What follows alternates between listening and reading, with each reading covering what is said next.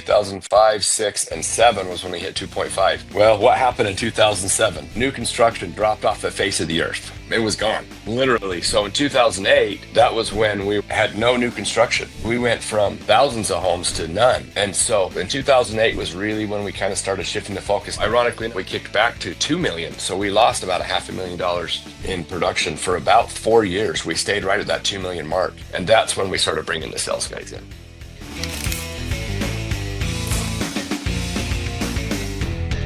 Hello, welcome back to another episode of Build to Win, where we talk about tools and tech for the smart contractor. We've got our two co-hosts back with you again today, Jonathan Weinberg, and we got John Kolbaska. Today, we've got another really great guest for you guys. Really excited to chat with Tim Brown. Tim is the owner and visionary of RGS Exteriors out in Utah. And super excited to hear about his journey and how Tim, you made it through the various different milestones as you were growing your business. So welcome to the show. Yeah, thanks for having me. It's a true honor. Appreciate it.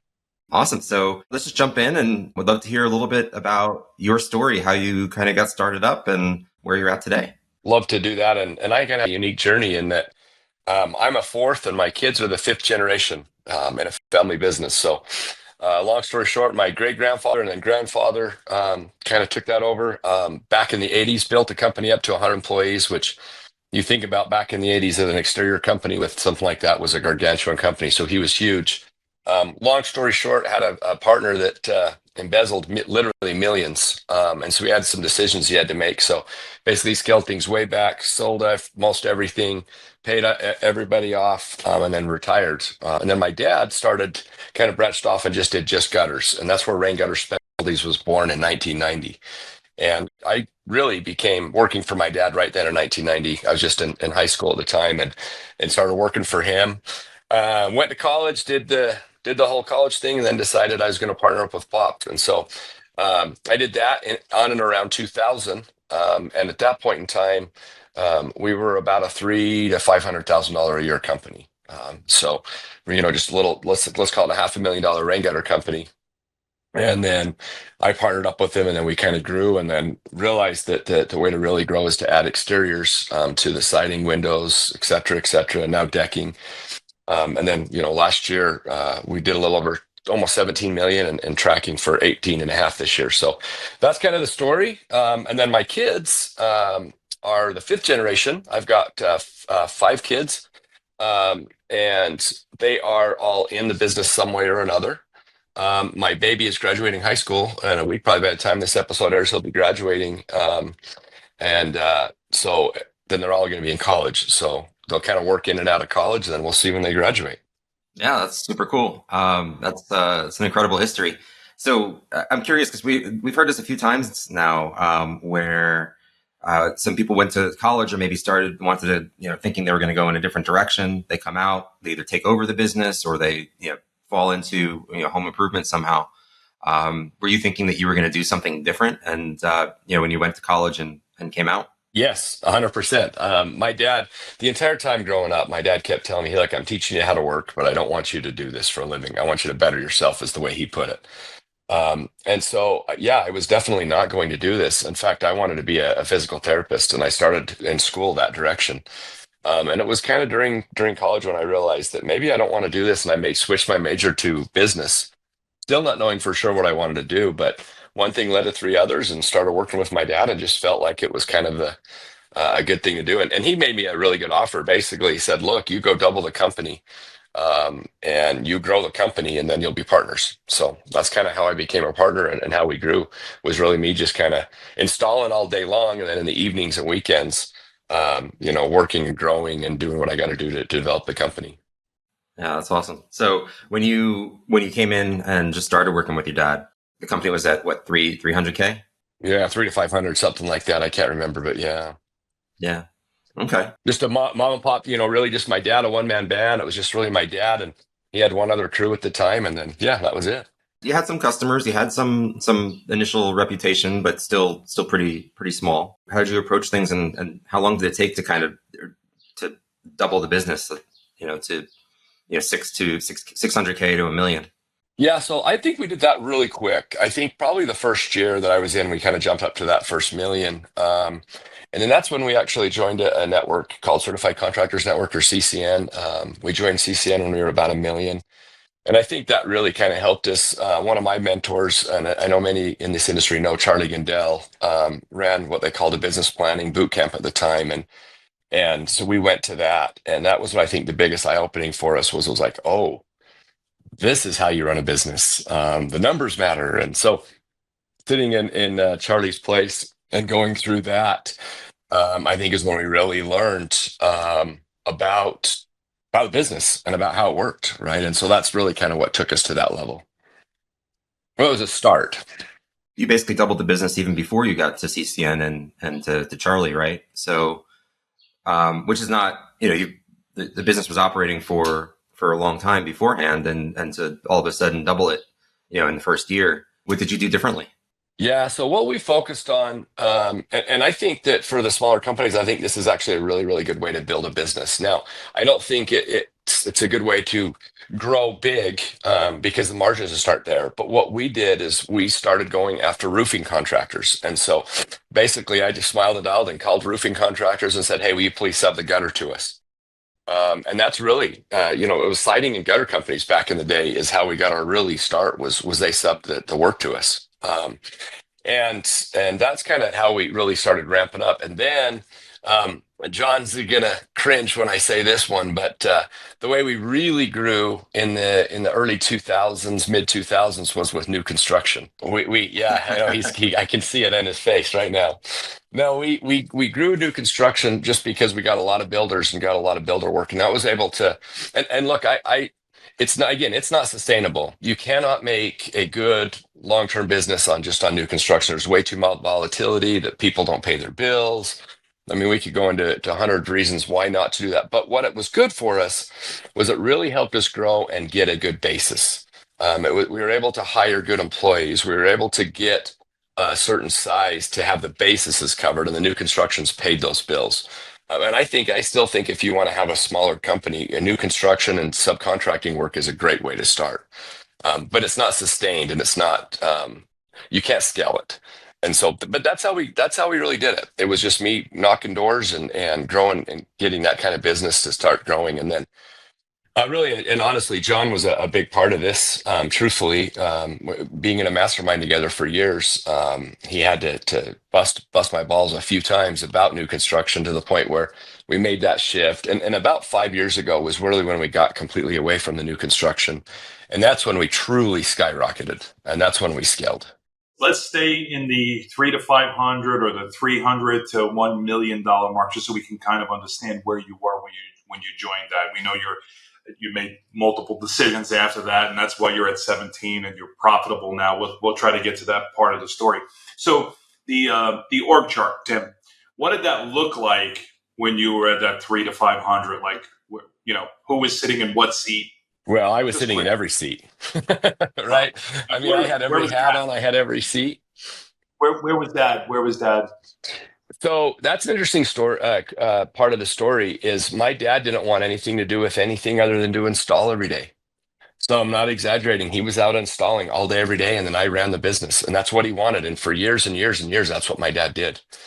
So was he the install manager, the production manager, or was he? No, he was running a gutter crew. I was basically saying, "Dad, this is the job you're doing today," and he was going and installing gutters. That's what he loved to do. He hated it. Now, as we grew a little bit, and he got to the point where he couldn't install every day, then what my dad transitioned to be the service manager. And that was a really, really good role for my dad because he didn't necessarily have to go beat his body up all day, every day, but he was able to go take care of the customers on the repairs. And look, my dad's maybe the most experienced gutter installer in the entire country. He's been doing this for 60 years. And so to be able to have that knowledge out on a job site with the homeowners was pretty incredible. So you're operating, your marketing manager, your marketing director, sales director, production director, whatever you want to call it. You're sitting in the three seats. Yep. Yeah. At 300,000. Mm-hmm. Again, we probably were that 3 to that 2.5 million was just all growth all growth on the new construction. That's literally all it was. We didn't even have a salesman yet. So the org the org chart did not change from 300,000 to 2.5 million. It's kind of No, remained the same. it didn't. The only org chart that changed was we brought in a production manager at that point in time, and then that allowed him to kind of run the day-to-day operations. And then that's when I kind of stepped back and did everything else. But really, from 0 to 2.5 was literally, I think we had one secretary, we had a production manager, and me, and that was it. And your dad out there installing with. And then my dad installing and then doing the services. Yeah. Okay, so let's talk about staying in that in 0 to 2.5. The marketing. What was marketing like back then, Tim? Yeah, so there honestly at that point in time there was none. It was all word of mouth. Unfortunately, we didn't do any marketing yet. Um, Now, right when we hit that about 2 million mark is when we started marketing. And when we just kind of did it, and I was so cheap, I would test, retest before I would even try something new. And so I think I held us back a lot. I think I held a lot of the growth back because I was so scared to spend money. That's the one advice I would give anybody as they're starting to market is just no, you've got to spend it. You just need to. And I was too afraid to, and I think it held us back for a long time. I do want to say, like, word of mouth is marketing too, right? I mean, you can invest in that. You can invest whether it's dollars or just time and energy, and that's marketing. For sure. As well. And the new construction, building relationships with GCs and builders, that's marketing too, right? I mean, you see a lot of new companies that start out, they go that route because they don't want to invest in marketing or they don't know how, right? So they go out, they build relationships, and they rely on the other people to do the marketing and bring in work for them. And then, which in turn, they generally they see smaller margins. And at some point, we all have a wake up call. We say, you know what? I've got to learn how to do this. Correct? Yeah, you're dead on. That's my journey to a T. Now, the irony of this whole thing is I went to college. I went to a pretty good business school at BYU, the Mary School of Business, one of the top 10 rated business schools in the country for marketing. That was the irony of this whole thing is that's what I went to got my degree in, but yet I struggled the most with it. But to your point, they don't teach you lead generation. No principles, right? They don't teach you how to get down in the weeds and and manage multiple lead sources, and they just right. It's basic stuff. It's a 10,000 foot level for sure, but absolutely. I mean that, and I think to talk for just a second to your point about referrals was we were 90% a referral business at that time, so we had a really good basis, right? And we took care of our customers. And to your point, my job in the business was to develop those relationships and to continue to get more work. And that's, I feel like one of my strengths has always been people and developing relationships. And so that was our marketing for a long time. And then, it slowly grew, but that was the key in the start. Yeah. You have to be good at what you do, right? You have to be good at what you do.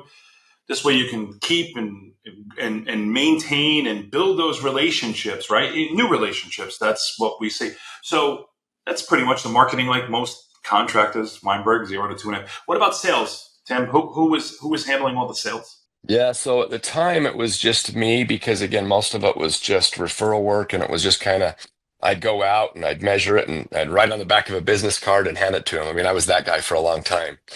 Let's say, what was your process back then? Yeah, 0 to 2. Yeah, right. Now, what took us to the next level was we hired our first salesman, who you know very well, Kurt Fisher, who really kind of runs our operations now. But Kurt's brother, ironically, Ross, was the first early employee, and he was our production manager. And then Kurt was hired, and he was our first salesman. And we used the CCN sales process is what we were using. I still use it today, but that's what we started out with. Which that's the other thing that I would really push hard to these companies that are starting out is you've got to get a replicable, if that's a word, sales process, because repeatable, maybe is that better, but you've got to have something that everybody's using the same thing. And we were very, very fortunate. Again, going back to Charlie Gandell and CCN was that we got a sales process right from day one. So the first salesman we hired, we had the same sales process. And so everyone in addition to was using the same one. And so that made it a little bit easier. But Kurt was our first salesman. And really it was Kurt selling full time. And then in the fall was kind of the busy season. And that's when I would sell. So we were really like 1.5 salesmen. And that really kind of got us up to about 4 million. And that's kind of where we stayed. And then we kind of took it to another level. So from what I understand, 0 to 2.5 million, you're doing a lot of new construction. It's you and dad and a secretary and a couple of installers. It's all typically repeat referral, but it sounds like it's mostly new construction, right? Yes. Yep. So most of the business is new construction. You're doing some residential just by servicing, people on a new construction. They're telling other people, family, friends. You're starting to build that business up, correct? And Yeah. and you're selling. You're selling at this point. Yep. And go back to the time frame to kind of put this in perspective. This was in 2000, 2005, 6, and 7 was when we hit 2.5. Well, what happened in 2007, right? So new construction dropped off the face of the earth. It was gone, literally. So in 2008, that was when we were, had no new construction. I mean, we went from thousands of homes to none. And so that's in 2008 was really when we kind of started shifting the focus. Now, ironically enough, we kicked back to 2 million. So we lost about a $500,000 in production for about 4 years. We stayed right at that 2 million mark. And that's when we started bringing the sales guys in. So from 2000 to 2007, that's what took you. You kind of went to 2.5 million from 3 to 500. Someone at 2.5 million. Took 7 years to get there. The Great Recession happened. New construction dried up. You lost 20% of your business. Right? You stayed there for a couple of years, correct? Yeah, 2 million. maybe even a little bit more. And then even worse too is not only did we lose all that business, but cash flow, right? I mean, to be honest with you, the only reason why we survived was my dad and I had good credit, and so we had equity lines on our houses. We had something in the business, and we tapped out. We probably dug ourselves into about a $500,000+ hole, which maybe if you're a $5-10 million business, that's not that big a deal. But when you're doing $2 million, that's pretty big. And that's what happened to us. And so it took us a long time to dig back out of that. But again, how did we do it? We went back to the basics, right? Go back and hire sales guys and start to market slow and grow. There's something in there that I think is really interesting because the 2007 and 8 hit, you dropped back by $500,000 and kind of shifted focus a little bit, right? I mean, we're not talking about profitability or anything at this point yet, right? And obviously there's the debt that you're talking about, but to only drop down from 2.5 to like 2 million when that's happening is actually not bad, right? Especially you're focused on new construction completely dried up. It sounds like there was kind of a pretty big pivot that happened really quickly. What do you attribute that to like being able to maintain at least, the level that you were? That's a really good question. And I kind of forget about this. And so it's really kind of fun to go on this journey right now because I've honestly forgotten about this. But As I look, ago. Right? It's 18 years ago. It's incredible. But when I look back on it, I'm remembering what we started to do was I think we kind of realized that new construction was good to a point, but we needed to make a shift. So I think if I'm remembering, like '06, we kind of started making a shift a little bit and started focusing on marketing and bringing sales guys. And so I think we were ready for it. Now, we didn't know what was happening, right? No one knew. But fortunately, we kind of were able to prepare ourselves and have the infrastructure right. And I think it goes back to, I mean, I'm going to give CCN a ton of credit, especially at that size. I'm going to be honest, I wouldn't be where I was at without CCN, especially at that 3 million range. But because of the basis and things that we learned back then, I think we were able to pivot fairly quickly. And we were able to stick to the basics. I mean, that's when you just got to go back, right? Just do the things you know at. Now, I mean, let's talk about profitability for a second, because I think this is a really important part of the story. Even when we got up to $10 million over that next couple of years, we were working for wages. My dad and I was making a living. We were not making money. In fact, like I said, in 2008, we dug ourselves a $500,000 hole, and I don't think we dug out of that till 2012. So I think it took 4 or 5 years to really dig out of that hole. And that was us making very, very little. I mean, I was barely making wages. I don't even think I made $100,000 until well after that. So here I was owning a fairly large rain gutter company at the time and not making any money. But why? Busy, Busy. busy being busy, busy being busy, right? That's well, and busy, busy, and busy, and then not focusing on the right things. Focusing on the wrong things. Yes, we grew, and yes, we had the infrastructure, and yes, we had all those things, but we didn't focus on profitability. And Would you and if I can, would you say the margins were too tight in new construction? That's kind of what caused that. I mean, what oh yeah. caused the Well, two things. Good question. Two things. One, the margins aren't there, and two, builders don't pay. Mm. That as good as you think they are, that they're loyal to you for so long, right? And you think they're loyal to you, and they are till they're not. The second they get in trouble or they don't sell a house or somebody doesn't, they don't pay you. And you so become the that's right. And that's what happened to us. And that was part of the reason why we dug the hole is I think we had about 30 homes that we did that we didn't ever get paid for, 30, 40 homes, and that equated to a lot of money. And so I think the focus was really just, like you said, being busy. When we made the shift, that we needed to make money, that's when things changed. And I mean, for us, it didn't come till after 10 million. And unfortunately, Kowalski, you know very, very well, because you were part of that journey with us and you were pulling your hair out with us. But the one thing I can tell any company when they're in that 1 to 2, 2 to 3, 4 to 5, man, you got to focus on profit immediately. And we didn't. yeah, That was the absolute biggest mistake of my entire career was we the just tried bottom to grow the company. I say it all the time, Tim. The bottom line is the bottom line. And with a bunch of the people we talk about, we travel the same circles. Brian Kay, CCN, Charlie Gandell, all of these. They talk about profitability, right, and how important that is. I mean, you can make a wonderful living with a $2 million company top line if the profit's there. 5 million, you could drop a million, 2, a million 3 on a 5 million top line company if you're focusing on that, right? Unfortunately, it just takes people to go through these situations like you did, Tim. I hear it. It's all too common. I did it. It's like, well, I'm going to start a company. I'm going to do new construction, right? Because I don't really want to market. I don't want to invest the money, right? Invest. It's the mindset thing. Invest versus I don't want to spend, right? So, but everybody says spend because they look at it as a cost. They don't look at it as an investment. So I don't want to spend money on marketing. So I'm going to go and I'm going to chase this, and I'm going to take thinner margins, and I'm going to chase volume, right? So I'm going to go to all these guys. I'm going to rely on all these people for work. And then I'm going to be doing massive amounts of volume, and I'm going to make it up by doing volume, volume, volume, volume, volume.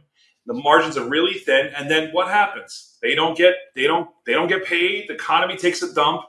Now you're the bank. You're sitting there holding the bag, and you don't have enough profitability even on the front end to absorb any of that, right? And this is typically what happens. I tell people all the time.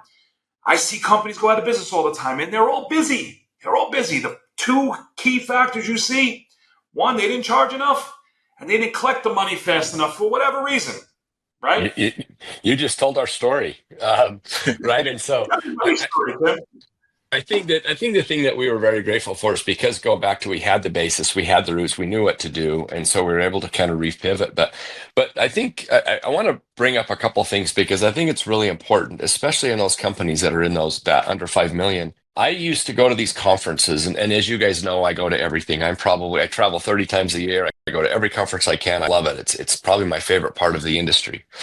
But I go to these things, I see these guys on the stage, and I hear them talk about this and how great they are and how big they are. And that's all I focused on was like, oh, I got to do that.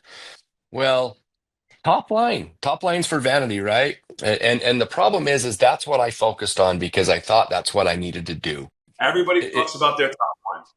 that's it, and that's all it is. That's all it is. And I'm going to I'm going to give Brian Kay a lot of credit, but the mastermind that I was with you guys was when my mind finally shifted, and I didn't focus on top line and I focused on bottom line. And if I could go back in the time machine when I was a $3 million company, that's what I would focus on. I would be so much different today. Now we got there. Okay. And I think this is an important part of the journey. We got there and we're making money and we're finally at the company that we need to be. But man, it was 10 or 15 years of just grinding that if I would have stopped and focused on the bottom line then, I'd have been so much happier because next your employees are the most important assets you have in your business. But there is something that's even more important than employees. And in my opinion, the number one thing in business is cash flow, period. Because you can't do anything without cash flow. Number one thing. And so if you don't have cash flow, you can do nothing. Going back to what you said about marketing, marketing is no longer an investment, it's an expense. And it's an investment, but you got to look at it that way. But the problem is if you don't have cash flow, all these things make it much, much harder. Well, why don't you have cash flow? Because you don't charge enough, like you said. And so for me, that was the big aha, was when we finally made that shift, raised our prices, charged the right price that we could make money. And now we can take it to another level. But it takes cash flow to do that. It's like tell people all the time, if you want to be successful, you have to charge enough. You have to focus on profitability. The bottom line is the bottom line. And you have to collect it, right? Like it's like working, whether you're working for builders, if you can, homeowners, like get a deposit, get money up front. And the minute you finish it, collect it. Give me my money, right? Pay me. Like my installers know, like we take a 50% deposit up front, right? Because there's significant investment, right? By bringing this project into our business. We have to order materials. We have to allocate a bunch of labor and different things into that project, right?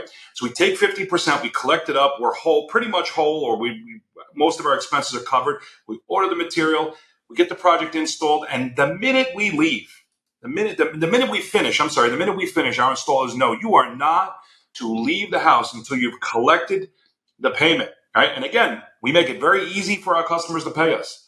Credit card, financing, check, cash. You want to pay us in Venmo, we'll take it, right? But we don't expect any of our installers to ever leave the project without getting us paid, right? And as a matter of fact, we set that expectation with the homeowner when we book the project. Like it's like, hey, we're done. We're paid. You have a lifetime warranty. There's no reason for you to look over the project, to have a 2-week cool down period. Because I had a company where I had $1 million sitting on the street, right? And this happened to you, Tim, right? And that's Well, what happened. and so one thing Sorry. that we did, no, you're dead on, and it is. And I think that the one thing that's the key to all of this and the key for us was systems and processes, right? And making sure you have the correct systems. And then I'm going to be honest with you, even us, we have really good systems, and I feel like we got our crap together. Last year, our receivables got a little bit out of control, to your point. And so it was a focus. And so actually, believe it or not, our first quarter rock this year was my executive team is, as you know, John, is Kurt, Ross, and Greg. And the three of them were bonused.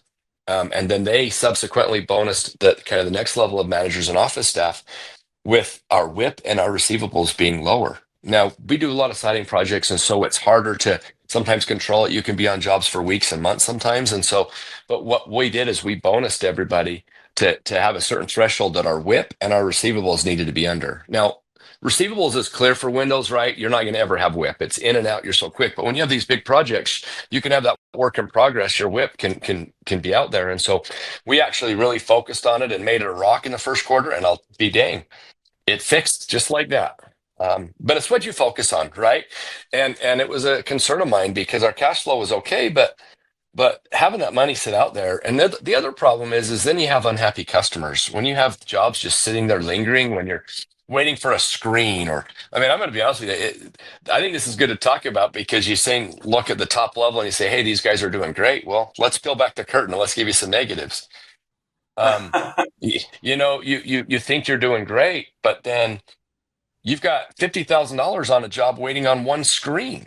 We're like, why didn't we collect that job? Oh, well, we're waiting for a screen got cut. Oh, no. You Okay, collect so it. we're waiting $50,000 for a screen. I mean, and we had too many of these things, and so I think it's the focus. But anyway, we're going to get on a little bit of a tangent, but these things matter, and this is really where when you start focusing on cash flow and profitability, that's where business can really go to another level. You collect the money, Tim. You collect the money. That's what a warranty is for. We'll send someone out. We'll get your rescript, whatever it is. Cracked glass, manufacturer sending it to us. You want to hold, $500, $1,000. That's fine, the value of it, but you collect the money. Well, Now, but let's talk about that for a second because I think this matters. You can collect the money if you've taken care of the customer and the journey's great. But if it's shaky at all, right? If the customers are remotely shaky and they're waiting on a screen, they're not going to cut that check because it's been shaky. And so that's our job is to take care of the customers so that they don't have an excuse. To your point, hey, Mrs. Jones, that's a warranty. Let's cut you that check. But the process has got to be good. And I'm going to be honest with you, growth. You have those jobs where Mrs. Jones is literally going to hold 50 grand over a screen because frankly, you haven't earned it. Mrs. Jones had a reason to hold that money back. And so I think it's really important to not do that. And again, these are all growing pains and these are journeys. And I think going back to the company, like I think the next big thing that really helped us go to another level was hiring project managers in the field. These are stories that, that our listeners will certainly relate to. So I just want to kind of focus on the journey there. So you're selling. So you mentioned that you got to the $2.5 million, right? And then you have made some key hires, right? So what is that next level? 2.5. You went back down to 2, correct? And then you started focusing more on profitability, running a business, CCN. What's that next level? 2.5 to what, Tim? Yeah, we jumped from really 2.5 to 4, like almost immediately. And I think that was selling. So let's stay here at 2.5 to 4. What did the org chart look like at that? When you got to 4, what did the org chart look like? Well, so what the org chart looked like and what it should have looked like was a little bit different. The way it should have looked like is that we should have been making way more money because we should have been charging the right price. And what it should have looked like was that I would have been the integrator or the visionary, which we didn't know about EOS then, but let's just pretend we did. I would have been the visionary, and I would have had an integrator that was doing all the day-to-day business. And at $4 million, you can definitely afford that if you're profitable. Now, we weren't, so what did it look like? We had a couple salesmen at this point in time. We had a full-time production manager, and then had an office staff. And that was really it. And then again, I had the marketing, I had the sales manager hat. The production was handled, the admin was kind of handled by our office staff. But I was kind of still doing had way too many hats on. And so at this point, you had a sales system, correct? You mentioned that you were using the CCN system, correct? Yeah. And what about marketing, Tim? What kind of marketing were you doing at this point? Yeah, so that's a good question. So at that point in time, the only marketing that I was doing was obviously internet, right? You got to remember, I know this sounds funny, but 20 years ago, Google was really just starting out, and so we were doing SEO and a little bit of AdWords, very very very little AdWords, but it was mostly SEO back then. And so that was our website. And then we did some mailers. We had a whole bunch of shared mailers that we were doing. Money mailer, if anybody has those nationwide, and home mag type magazines, shared mail. And that's what we were doing. And that was it. A few small things here or there, but that was our focus. But we were able to bring in enough leads at that point in time. And what's crazy about it as I look back on it, back then we had about 3 or 4 salesmen, and we were running 5 appointments a day. And that's what we did. Now, with Gutter, you can do that. I'll never forget it. It was 5 appointments a day, 4 days a week. And then sales meeting. We had a sales meeting on Tuesday mornings. And that day you did 4 appointments. So you were literally running between 23, 24 appointments a week, each salesman. And that was every day, all day, every day. So we were getting a lot of leads. We were getting, a couple hundred leads a week. And so we were doing really well with just that. But it was a lot easier to get those gutter leads back then. And by the way, our average lead cost was probably like $30 or $40 back then. I know we laugh today, right? Wouldn't we just that? But you're still just gutters at this point, right? So they're just gutters. Yeah. And in about 2010, no, let's go. It was about 2013, 2014 is when we started adding the siding. And that's really, honestly, that's when we took off. And then maybe that's another thing to talk. How do we get there? Well, it was adding products, because the problem with gutters is we were really good at what we did. We were finally making our margins. We were charging the right price. We were making good money, but the average job size was the average job size. What was the average? Back then it was $1,500. So So there's two problems to that. One is to really get a high level sales guy. You're not going to get a lot of guys that want to come in and sell a $1,500 job. And so if they're being paid strictly on commission. And so, that was one problem we had. And then the other is just you had a ceiling. There's only so many, you could only take so many appointments a day. 5 a day was, I'd like, if I could have got 6, I would have got 6, but it was a limit. And so that's when we kind of had to go back. All right, how are we going to take this to another level? And that was product offerings, and that was bringing in siding. And then overnight, your average job size times 5, right? Even today, our average gutter job is $3,000, but our average ticket is 14. So how and why? Because of the siding side of things. So you added on the siding. Mm-hmm. So, but even before we get to that point, I mean, you were able to. I mean, just with the gutters, you matured all these different systems and processes. You were finally making money, making bottom line. Sounds like the sales reps were doing okay. I guess they're selling enough jobs, in a day to do pretty well. I mean, is that, that still got you, a lot further than I would have thought with just gutters and a $1,500 average ticket. Yeah, I mean, and I think that I can't remember if I'll have to go back and really think about it, but I think that we got I know that we capped out at 4 million with gutters. We never could get past the $4 million ceiling. We tried for a couple years and we just couldn't get past that. And then as soon as we brought on siding is when really things skyrocketed. I think then we went to 5 million and then 6 and 7. And, every year it seems like we added 1 million. But for a long time, it was just gutters just got us so far. Right. And just adding a product isn't necessarily going to move the needle for everybody. So like if you could have added siding or another product, into the mix earlier, in hindsight, would you have done that? And when? Yeah, I mean, so that's a really good question. But many people in this industry know Sean Foyer as kind of a mindset guru. Well, at the time, back then, Sean and his dad own a very large siding company in Utah. And we were very, very, very close. And they actually were kind of part of our growth because they subcontracted a lot of work to us. So though I wanted to do siding, I couldn't. I didn't feel good about it. And so I didn't. And so we stayed with rain gutter. And truthfully, the reason why we started doing siding was when they decided to close their doors down and sold the business. That is when we started siding. And so when Sean and his dad Ralph sold the business and just did windows, that's all they were doing is windows. That is when we started doing siding. So would I have done it sooner if I didn't have that relationship? Yes, definitely. And I would recommend somebody else did it. But for us, we didn't because we had too much love and respect for those guys. And so we didn't. It doesn't have to be siding. It could be roofing. Correct. Siding, it could be windows, doors. I mean, you can add on any service. And if I would have had it over again, I think roofing is what I would have done because it's so related to gutters and we knew roofing so well. I think I would have done it. I would have jumped into roofing. I would have started a market.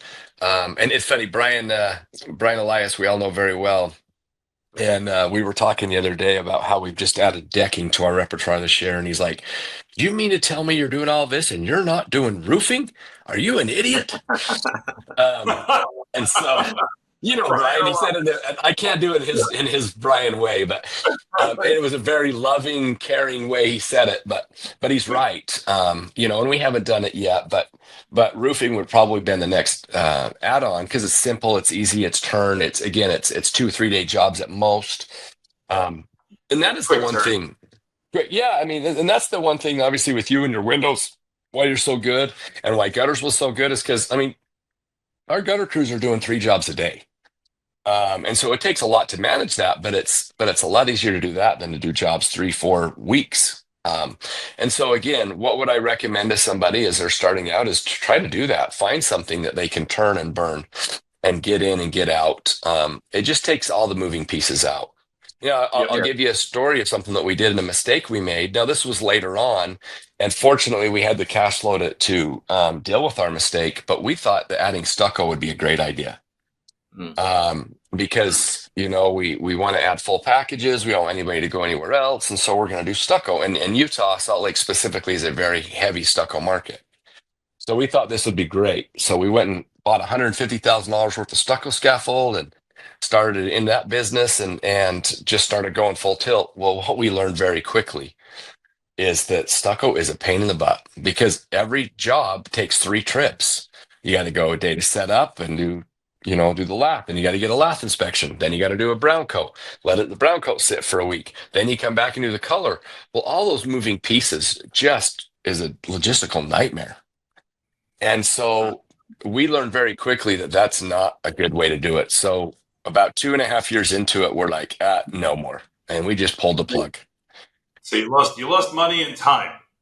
We lost money and time. Now, the only positive out of it, though, which I think is interesting, part of this conversation, is that what it did bring to us was the stone and brick division of our company, which is a very good part. Not that we make a ton of money on that, but now we can offer Mrs. Jones a full package. And so they can call us and we can do the entire exterior for them and not have to call anybody else. So I'm very grateful for what stucco did because it brought us that part of the business that we would have never had.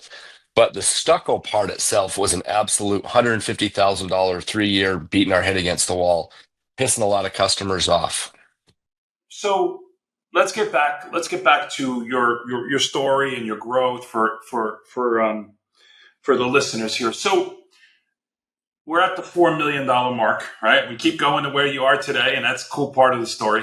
But so you got your marketing, we got your sales. We talked about that 0 to 2, that 300 to 2, and now the 2 to 4. Where were you? I'm surprised Weinberg hasn't asked it. Where were you on the tech side? Like, what type of systems were you using? And at the 300 to 2 million, we want to know what did the systems look like? Did you have a CRM? Did you have an engaged sales? Like, what did it look like 0 to 2? And then we'll go to that next level. Well, the simple answer is not much, but you got to remember when it was. Okay, this was back in the early 2000s. So technology just wasn't there. Our first CRM that we bought, this is kind of a funny story, was Market Sharp, which you got to remember back in the early 2000s, there was a lot of options, right? So we bought Market Sharp, and it was a thumb drive that you stuck in, and that worked. Well, I'm proud. We started in the 90s. I mean, I think it was like the first. And I think it used to ship it like a whole computer. Like it started out, they were like you would buy it on the computer itself, if I recall correctly. Maybe ours was that it advanced in 2000 to a thumb drive, but I'm proud to say that we bought the Market Sharp system and it sat on a desk for 2 years and didn't get used. So what were you using? Were you using like Excel? Folders? Excel, honestly, Excel and pen and paper. Again, today, oh my gosh, that'd be so much farther. Our tech stack today, we spend well over $100,000 a year on our tech stack. So again, but what I do now, could I afford $100,000 in tech stack if I'm $2 million? Of course not. But there are things that you would 100% do, right? And I would 100%, if I was starting, I'm not just saying this because Jonathan's here, but if I were starting out, Builder Prime would be the first phone call I'd make, because getting a good CRM is number one. And that's something we did not have. I can't tell you how many jobs, going back to that we were doing probably 20 jobs a day, okay, back in the day with gutters. Do you know where all those customer files are that I could remarket to? They're sitting in some drawer on a handwritten note. For 10 years, we would do, I mean, think about the jobs. We were doing 3,000 jobs a year for 10 years with zero infrastructure to put it in. So to answer your question, our tech sucked. Now, again, the technology wasn't what it was today. But again, today, if I had that all in a CRM today, to be able to drip campaign and to remarket to all these customers, oh my gosh. You'd have 100,000 customers. We would have over $100,000 database. I mean, our database alone would be worth, private equity would want our database. But we didn't do anything. And again, so I guess this is a good lesson of use. Some of my mistakes is don't do that. Get that CRM day one. If I had to start my company out day one, I'd be having Builder Prime or something equivalent to it, to start with that. And then, depending on what it is now, Engage didn't exist back then, but what we used, we had a flip chart. It was literally a folder with pages in a screen, right? And we'd flip through the sales presentation. Now, of course, today it's on Engage, but Rilla AI didn't even exist, of course, back then. I mean, you got to remember back then, this is when dial-up internet still was. When I started partnering with my dad, it was still dial-up internet. Yeah, we don't. I mean, mobile, like the smartphones don't come till at least 2007, 2008, something like that. So you don't have any type of mobile device to do anything in the field either. Yeah, we had nothing. None of that existed. My first the cell phone I had back then was one of those little Nokia phones, right? That was the state of the art, and that was what it was. But again, so I didn't have it. So the simple answer is I didn't have that journey because it was too long ago. But if I was resetting and I was doing it today, that would be absolutely a big part of it. I believe tech stack is one of the reasons why we're successful today. I mean, you name a tech and we do it. And if we don't see it, if we don't use it, we listen to it. And obviously, Kowalski, that's something that you're maybe one of the best at in the industry is you adapt to that quickly, and it's so important. I think companies today that can adapt tech are going to be a lot better off very, very quicker. And then, I mean, we're just barely scratching the surface with AI, right? And ChatGPT and these things. I mean, 5 years from now, who knows? I mean, there's technology out there that shows that 5 years from now, we're not even going to have a call center, that our call center is going to be 100% AI. So who knows? But anyway, but back then, no, we didn't. It was Excel and a folder. Excel in a folder. So at that $4 million mark, same thing. I mean, where had you already adopted? Sounds like you had already adopted the Market Sharp at that point. You said it's well, like I said, we bought Market Sharp and it sat on a desk. I think probably in 2010ish is when we got Improve It 360. And that's when we really finally started adapting it. We were probably about 5 million at that point in time. So we were probably winging it till we were about 5 million. And put that in perspective too, because 5 million back then is probably like 7 or 8 million today. When you think about it. And so we were really winging it a lot. We had a lot of good systems. You're doing a lot of gutter jobs. I mean, you're doing a few thousand gutter jobs a year. Correct? Well, we were doing in the peak. We were doing over 3,000 gutter jobs a year. That's crazy. So, that is crazy. How big is the area? What size area? Yeah, were you so I don't know what it was then, but Salt Lake Metro today, the state of Utah has 4 million people in it. But what we cover, what we call the Wasatch Front, which is really the Salt Lake Metro area, it is about 2.5 million. So again, put it in perspective. I don't know what it was 15 years ago, probably. I mean, Utah is one of the fastest growing states in the country, so probably 1 million less. So maybe 25% less people, but you get the idea, at least numbers wise. A nice size market, yeah. Yeah, but still, that's a lot of gutter. I'm still surprised you were able to do that many gutter jobs in one market. Right? Well, people laugh. It's insane. I mean, look, for gutters, especially back then, we were the best of the gutter. We might have been the largest private gutter company in the country. Meaning, not a franchise or not one of those companies, but just as a private individual gutter company, we might have been the largest gutter company in the country for a long time. And we were very successful, but the average job size is what it was. We just couldn't grow.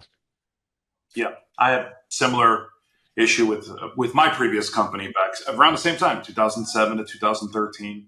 Subcontracting, same lesson, Tim, subcontracting for a national flooring retailer, just getting the install side. Average sale was, I think $1,800, doing a lot of work, being busy, no margins. Same thing, cash flow issues, blah, blah, blah. I mean, I didn't go bankrupt, but I rang up a lot of debt and then eventually was able to sell the business, luckily, and kind of get out and start this thing. So similar story. So Tim, you mentioned you're at $17 million this year, correct? That's what we're training for, yeah.